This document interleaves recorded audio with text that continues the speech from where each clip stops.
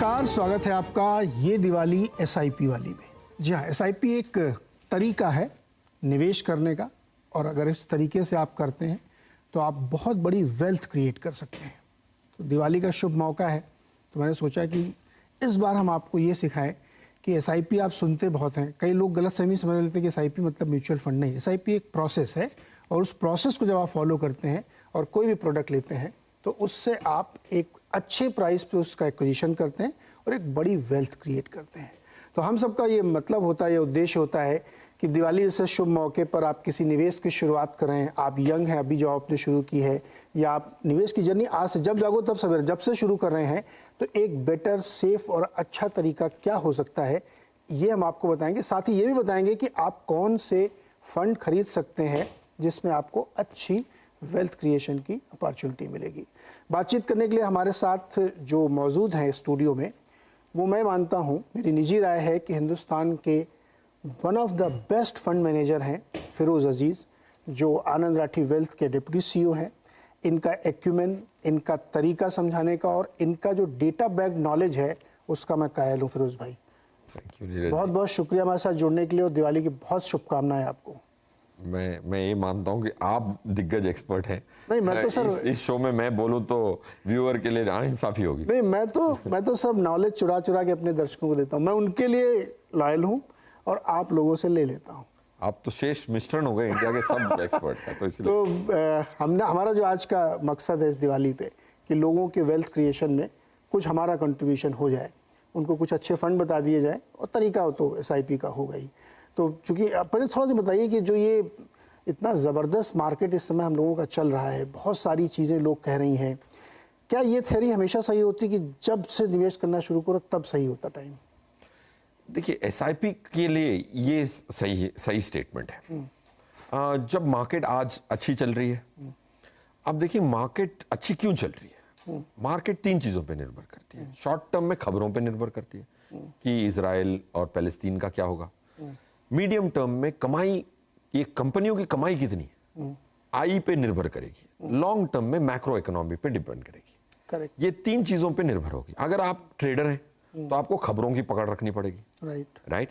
अगर आप एक इन्वेस्टर हैं तो आपको डेफिनेटली कॉर्पोरेट अर्निंग्स पे बहुत ज्यादा तवज्जो देना पड़ेगा। जैसे इस क्वार्टर में क्या अर्निंग आई, ठीक चल रही है कि नहीं चल रही है अर्निंग्स, उस पर नजर रखनी पड़ेगी। तो आई थिंक खबर पे तो किसी कल क्या छपेगा पता नहीं होता है। मैक्रो इकोनॉमिक्स इंडिया की लास्ट 20 साल से जो फिर भी 12% की इजाफा हो गया 20 साल में, उसमें बहुत दिक्कतें थी। अगले 20 साल look rosier then the last 20 years, इस पे कोई दो राय नहीं है। तो क्या 12% की वापस बढ़त आने की संभावना है इक्विटी में? मेरे हिसाब से इंडेक्स लेवल पे है। अब अगर 385 इक्विटी फंड्स हैं, एक्टिव वाले, पैसिव वाले नहीं, उसमें 150 फंड मैनेजर हैं, तो सब तो बेवकूफ नहीं हो सकते, सब स्मार्ट भी नहीं हो सकते। क्या 3-4% का अल्फा निफ्टी पे निकालना मुमकिन है? मेरे हिसाब से मुमकिन है। आनंद राठी मॉडल पोर्टफोलियो में 11 साल में निकाला 4% का कॉम्पाउंडेड अल्फा निकाला। तो अगर आप 15-16% टैक्स एफिशिएंटली इक्विटी में कमा सकते हैं तो क्यों ना कमाए? पॉइंट 1। करेक्ट। अब दूसरा प्रश्न ये आता है कितने पैसे पे।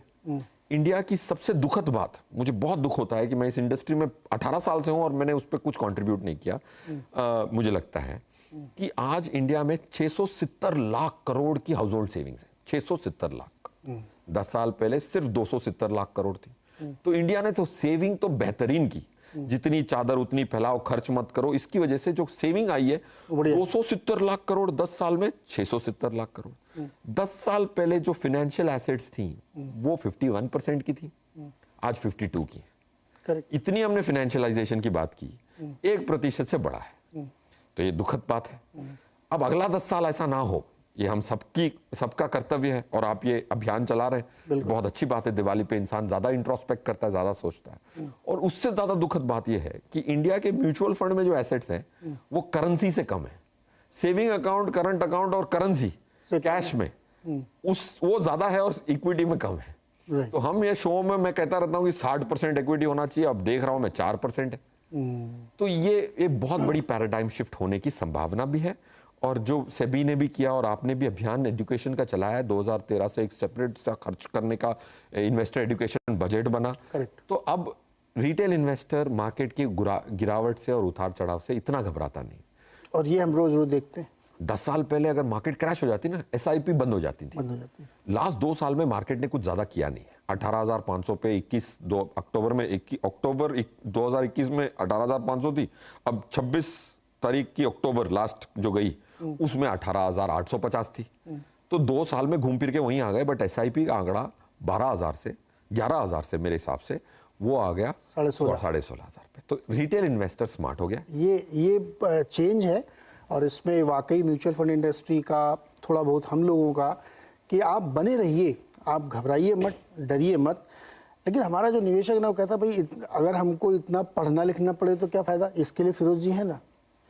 आप मेहनत करेंगे और वो निवेश करेंगे, तो कहाँ निवेश करें यहीं से शुरुआत कर देते हैं। कुछ बढ़िया कुछ आइडियाज़ बताइए। बिल्कुल, आई थिंक देखिए सीएनबीसी आवाज़ देख के अगर कोई अपनी स्कीमें खरीद रहा है, सीएनबीसी मीडिया से जो एडवाइस मिलेगी वो काफ़ी निष्पक्ष होगी, क्योंकि आपकी कोई कमाई तो है नहीं। वो स्कीम खरीदें तो कमीशन मिलेगा नहीं मिलेगा, राइट। वो दूसरी खरीदें तो उसमें ज़्यादा या कम कमीशन मिलेगा नहीं मिलेगा। सबसे बेहतरीन गेस्ट इंडिया के आपके यहाँ आते हैं और आप मुफ्त में एडवाइस देते हैं और निष्पक्षता गारंटीड। तो फॉर अ रिटेल इन्वेस्टर अगर आपको एसआईपी खरीदनी है, स्कीम का चुनाव करना है, तो आपको शो देख के खरीदना है मेरे हिसाब से। Correct. और अगर आप शो देख के ही खरीद रहे हैं तो रेगुलर खरीदने का मतलब नहीं है, डायरेक्ट ही खरीदें, क्योंकि एटलीस्ट 1% की कॉस्ट बच जाए। अगर आपके पास डिस्ट्रीब्यूटर है। अच्छा, ऐसा हो सकता है क्या शो देख के खरीदने मुझे कमीशन मिले? ताकि आप फिर आप वो निष्पक्षता बोल पाए ना बोल पाए। नहीं, तो ऑप्शन ढूंढता रहता हूँ जोक से पार्ट कि हमें नहीं चाहिए, हमें तो सिर्फ ये चाहिए कि हमारे दर्शक कमाई करें, समृद्ध बने, और यही हमारा प्रॉमिस होता है। तो अब फटाफट हम लोग शुरू करते हैं फंड्स पे। तो बताइए हमें कि 2 बढ़िया टॉप क्वालिटी के बड़े वाले फंड जिनको आप मेगा कैप अल्ट्रा कैप जो कहें वो बताइए। यस, तो अगर मैं मेगा कैप या टॉप 100 कंपनीज, एम्फी ने और सेबी ने ये निर्णय लिया कि इंडिया की टॉप 100 कंपनीज जो NSE 500 की सबसे टॉप 100 है वो बन जाएंगी लार्ज कैप, और उसमें HDFC टॉप 100 एक बहुत अच्छा फंड है और बहुत सदियों से चल रहा है और वैल्यू प्रिंसिपल पे आधारित है। और उस AMC HDFC AMC की एक खास बात मुझे ऐसे लगती है कि जहां भी CEO खुद CIO रह चुका हो ना, करेक्ट, टेक्निकल बंदे को मैनेजरियल जॉब दे दो तो वो कंपनी में टेक्निकल काम अच्छा होगा। अगर एक इंजीनियर जिसने फैक्ट्रियां चलाई हो उसी को उस इंजीनियरिंग कंपनी का CEO बना दो तो एफिशिएंसी अच्छी होगी फैक्ट्री की। बिल्कुल सही, राइट। वैसे ही नवनीत मनोट जी जो CIO थे SBI म्यूचुअल फंड के सबसे बड़ी AMC के, वो इस कंपनी के CEO हैं। तो मुझे एक, और चिराग सेतलवाड़ हैं और बहुत सारे, प्रशांत जैन भी वहाँ थे, तो सिद्धांत 20 साल से अच्छे लगे हुए हैं। So HDFC top 100 will be my first pick and it's in the large cap category. तो ज़्यादा दिमाग लगाना है नहीं, खरीदते जाएं। SIP के माध्यम से खरीद रहे हैं तो उतार चढ़ाव से फायदा ही होगा, नुकसान नहीं होगा। अगर आप दूसरी स्कीम लेना चाहें और अगर आपको SBI जो फर्स्ट लार्जेस्ट AMC है उसकी तो एक स्कीम होनी ही चाहिए। Large and mid cap category में ज़रूर रखें पैसा, क्योंकि एक संतुलन जो फंड मैनेजर जो एजिलिटी दिखा सकता है, जो फटाफट चेंज कर सकता है, वो फंड मैनेजर के पास अधिकार होता है, क्योंकि एक क्लिक ऑफ द बटन में वो चेंज कर देता है। तो SBI large and mid cap, Vasan उसके CIO हैं। मैंने उनकी टेस्टिंग की हुई है कि उनके जो निर्णय होते हैं वो कितने सही जाते हैं कितने गलत जाते हैं। वासन के निर्णय 85% सही जाते हैं। तो इन 2 बड़े फंड को हम एक बैकेट में रख सकते हैं कि HDFC का लार्ज कैप और SBI का लार्ज एंड मिड कैप। इन दो में से कोई एक लें या दोनों ले लें? दोनों ले लें तो बेटर रहेगा, क्योंकि दोनों टॉप क्लास के फंड हैं। इनमें कंस्ट्रक्ट में जैसे SBI का आपने कहा लार्ज एंड मिड कैप, तो उसमें कितना बड़ा यूनिवर्स कवर करते हैं ये लोग SBI में खासतौर पे? 250।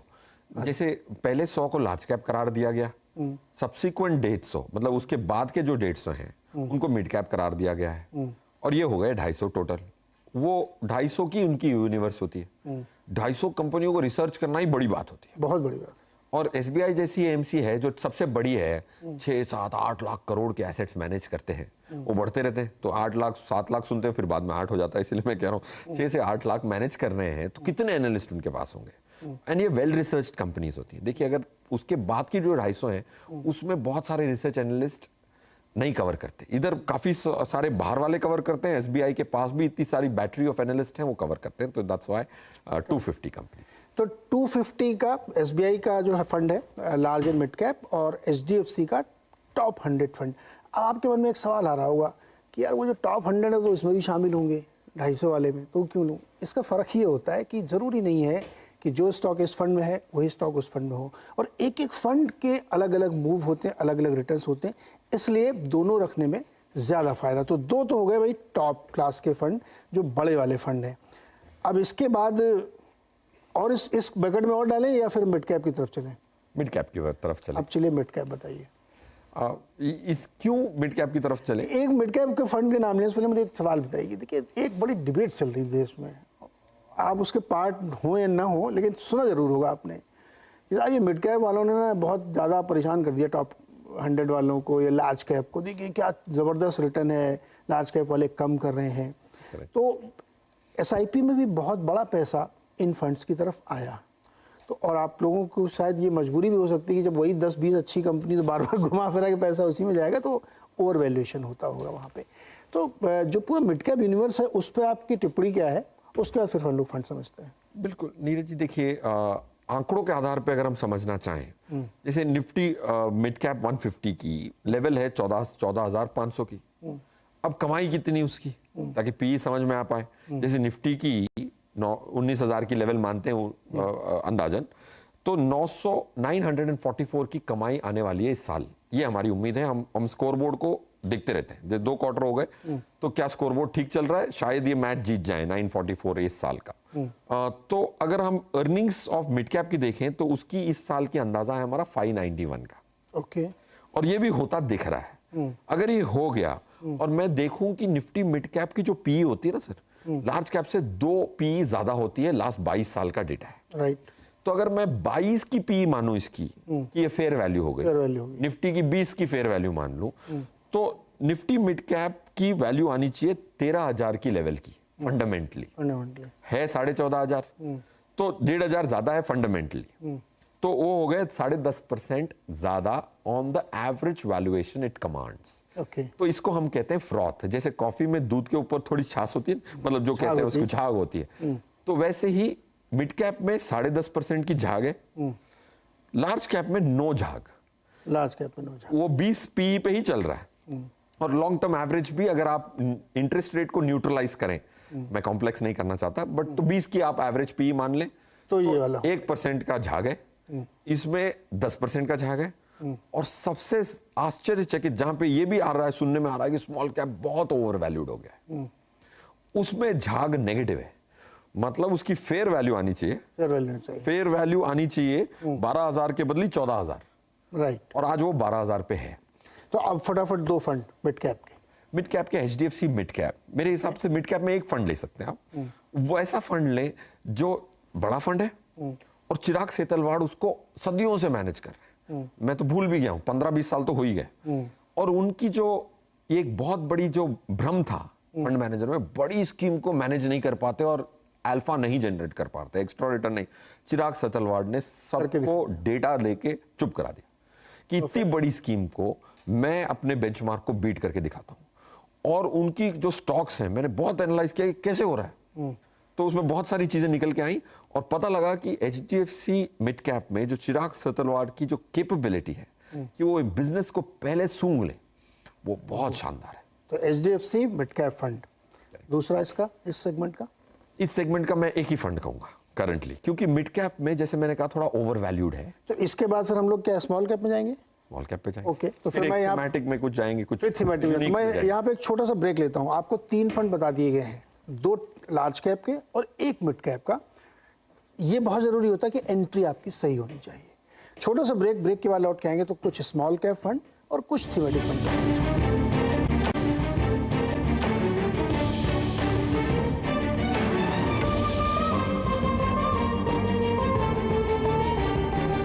एक बार फिर से स्वागत है आपका। ये दिवाली SIP वाली में, यानी इस दिवाली में वेल्थ क्रिएशन के लिए कौन से फंड्स में निवेश करें, ये जानकारी हम ले रहे हैं फिरोज जी से। फिरोज, हमने लार्ज कैप बात कर ली, मिड कैप बात कर ली, अब 2-3 फंड और बताइए हमें जो स्मॉल कैप या थीमेटिक हो। स्मॉल कैप में मैं definitely Aditya Birla small cap recommend करूंगा।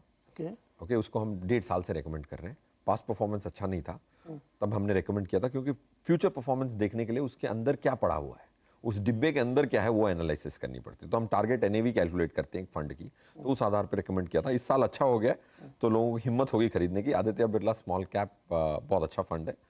विशाल गजवानी फंड मैनेजर हैं, वो पहले पीएमएस चलाते थे 2022 अप्रैल के पहले। उनके पीएमएस को एनालाइज किया तो पता लगा कि बहुत sharp fund manager, that's on the small cap side. And हमारे हिसाब से स्मॉल कैप की जो लिक्विडिटी आ रही है वो उसको ड्राइव करेगी। फंडामेंटल्स एक चीज़ होती है और लिक्विडिटी भी स्मॉल कैप में बहुत इंपॉर्टेंट होती है। जब टाइट टर्न होगी तो गिरेगी भी वैसे ही।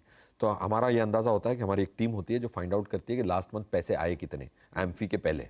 तो 3,200 करोड़ स्मॉल कैप में आए हैं फंड में।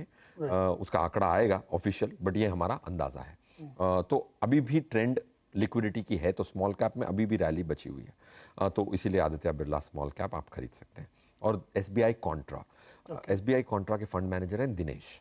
और कॉन्ट्रा क्यों? क्योंकि आपको हमेशा एक प्लान बी चाहिए होता है। जैसे आप कोई संडे को रेस्टोरेंट में जाते हैं, यार टेबल नहीं मिला तो इधर जाऊंगा, कहीं और जाऊंगा। अगर एक डिनर के लिए आपको प्लान बी चाहिए तो इक्विटी के लिए भी तो प्लान बी चाहिए, बिल्कुल राइट। तो वो एसबीआई कॉन्ट्रा है, वो भेड़ चाल के परे चलता है। तो भेड़ चाल अगर कहीं चल रही है तो वो अलग ही चलेगा। तो एक कॉन्ट्रेरियन फंड एक संतुलन लाने की कोशिश जरूर करता है। तो एसबीआई कॉन्ट्रा फंड वो एक थीम है, कॉन्ट्रेरियन, ओके। और डिविडेंड यील्ड, हमारे हिसाब से पीएसयू कंपनीज की डिविडेंड यील्ड ज़्यादा है। उनका एक स्ट्रक्चरल चेंज होने वाला है अगले 3, 4, 5 सालों में। तो वो जो वैल्यूएशन की री रेटिंग हो चुकी है और भी होनी बाकी है हमारे हिसाब से। तो डिविडेंड यील्ड में आईसीआईसीआई डिविडेंड यील्ड फंड। तो एक डिविडेंड यील्ड हो गया, एक कॉन्ट्रा फंड हो गया और एक स्मॉल कैप का फंड हो गया। तो ये 3 फंड ये, और 2 हमने लार्ज कैप और 1 मिड कैप, टोटल ये 6 फंड है। एक सवाल मन में आता लोगों, क्योंकि 6 की लिस्ट सामने आ गई, लोगों की खुश हो गए एकदम। और किसी के पास मान लीजिए 10 लाख रुपए हैं, तो वो जाके अगले दिन सब में इक्वली डिस्ट्रीब्यूट कर दे, या कोई फार्मूला लगाए, या इस 10 लाख को थोड़ा थोड़ा करके डालता रहे। मेरे हिसाब से इस 10 लाख को अगर जब भी वैल्यूएशन फंडामेंटल की इक्वल आती तो हम अपने क्लाइंट को कहते हैं कि आप डाल दो। अगर वैल्यूएशन के हिसाब से, हमारे हिसाब से निफ्टी 19,000 पे होनी चाहिए। अगर 19,500 पे है तो स्टैगर करें। 18,500 आ जाए तब पूरे पैसे जो बचे हुए हैं वो डाल दें। तो आपको किस्तों में स्टार्ट करना है, 6 किस्तों में। अगर 10 लाख रुपए है, समझो 10 लाख रुपए फॉर ईज ऑफ कंप्यूटेशन 10 महीनों में मैं डालूंगा। तो आपने 6 स्कीम के लिक्विड फंड में पैसे डाले और उधर से ट्रांसफर, सिस्टमैटिक ट्रांसफर प्लान का इंस्ट्रक्शन दे दिया इन फंड मैनेजमेंट को। तो 10 किस्तों में हर 6 स्कीम, तो आपके 6 किस्त हर महीने जाएंगी। तो 10 किस्तों में 60 किस्तों में आपके पैसे अंदर चले जाएंगे। ये आपने शुरू कर दिया, 2 महीने हो गए और मार्केट में कुछ आई खबर तो मार्केट 18,500 आ जाए, तो आपके सिर्फ 2 किस्तें ही गई हैं। बाकी 8 किस्तें जो बाहर हैं, एएमसी को तब आप लेटर लिख दें या इंस्ट्रक्शन दे दें कि जो बाकी किस्तें हैं वो भी अब आज ही डाल दें। ओके। तो जो समझ के चले थे वो 10 महीने तक आपको ऐसे ही रहना है, कोई बंदिश तो है नहीं। बंदिश नहीं। तो अगर 3 किस्तें गई हैं और मार्केट 15% गिर जाए तो आप बाकी 7 किस्तों का वेट क्यों कर रहे हैं? वो 7 किस्तों को एडवांस करें और आपको वो मिल गई। टाइमिंग करनी आती नहीं है हमें किसी को, बट अगर ऊपर वाले की दया से टाइमिंग के चक्कर में मिल गए पैसे, आपके पैसे बाहर थे, डाल दो, तब तो डाल ही दो।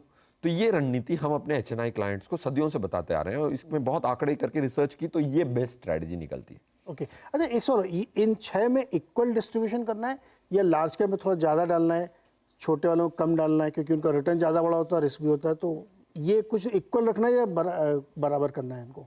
मेरे हिसाब से देखिए, लार्ज कैप में एक ही स्कीम हमने ली, बट क्या है कि सब में लार्ज कैप होता है। राइट। अगर आप इस 6 डब्बों को खोल के एक डब्बा बना देते हैं, आपके 55% तो लार्ज कैप में आ ही जाएंगे। Exactly, right. आपके देखने के लिए तो सिर्फ एक ही लार्ज कैप की में, लार्ज एंड मिड कैप की दूसरी ली थी हमने, तो उसमें लार्ज कैप हैवी होगा 60%, तो उसमें भी लार्ज कैप, कॉन्ट्रा में भी लार्ज कैप, एसबीआई कॉन्ट्रा में भी लार्ज कैप है, एसबीआई डिविडेंड, आईसीआईसीआई के डिविडेंड डील में भी लार्ज कैप है। तो लार्ज कैप कभी आपकी कमी होगी ही नहीं, भले आप 2 लार्ज कैप फंड खरीदें, 1 खरीदें, ये अगर आप डिब्बा खोल के देखेंगे तो 55% लार्ज कैप में आएगा, 15% से 17% आएगा आपको आज मिड कैप में, 25% करीबन स्मॉल कैप में आएगा। अगर आप इसकी इम्प्लाइड एक्सपोजर देखें, इसको कहते हैं इम्प्लाइड एक्सपोजर, डब्बों के अंदर घुस के देखें, तो फिर ये आएगा। तो ये होगा। एक और छोटा जवाब जो बहुत डिबेट चलती रहती है, लमसम हमेशा अच्छा होता है या एसआईपी अच्छा होता है? दोनों अलग पैसे के लिए नीरज जी, ये डिबेट, क्योंकि एसआईपी वो करता हूं कि मेरी अगली कमाई के अगले 10 साल की कमाई के लिए एसआईपी है। जो मैं कमा चुका हूं, इस बार बोनस आ गया, वो मैं एसआईपी में कर ही नहीं सकता। एसआईपी होती है आपकी फ्यूचर आई के लिए, लमसम होता है आज आपकी करंट आई की, वो जो कमा चुके हैं उसके लिए। जो आपके बैंक अकाउंट में पड़ा है वो लमसम होता है। अगर मैं बोलूं कि अगले 10 साल तक जो भी मेरी कमाई आएगी उसमें से एक हिस्सा डाल रहा हूं, तो SIP is not competing with lump sum, because it is lump sum is for already earned money, SIP is for future earning. Competition दो चीज में जरूर हो सकता है, एसटीपी और लमसम। ये दोनों चीजें एक दूसरे से कंपीट करती हैं। जैसे हमने कहा लमसम ना डालें, 10 किश्तों में डालें, तो STP fights lump sum, SIP doesn't fight these two, because SIP तो मेरी फ्यूचर कमाई है। आज मैं जाके राठी जी को बोलूंगा मेरी 10 साल की कमाई आज ही दे दो, तो बोलेंगे भग। तो ये डिबेट बहुत हमेशा चलती रहती है, आपके मन में भी आता होगा कि एक बार में डाल दें क्या, फिर कोई आपके पड़ोसी कहेगा अरे रुको ना, अभी 18,500 आएगा तब डालना। तो ये बहुत ही अनंत काल की डिबेट है, लेकिन उसका एक साइंटिफिक जवाब आपको फिरोज ने दिया कि आपको कैसे इसको डाइसेक्ट करना है, कैसे समझना है।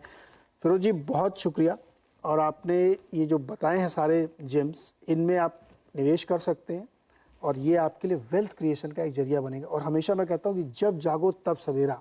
आपने मान लीजिए आज पहली बार इसको सुना है और आपको लगता है कि यार मेरी उम्र तो 40 हो गई है, कोई फ़र्क नहीं पड़ता, कल से शुरू कर दीजिए, क्योंकि वेल्थ क्रिएशन के लिए आप इंतज़ार नहीं कर सकते कि मैं समय देखूंगा।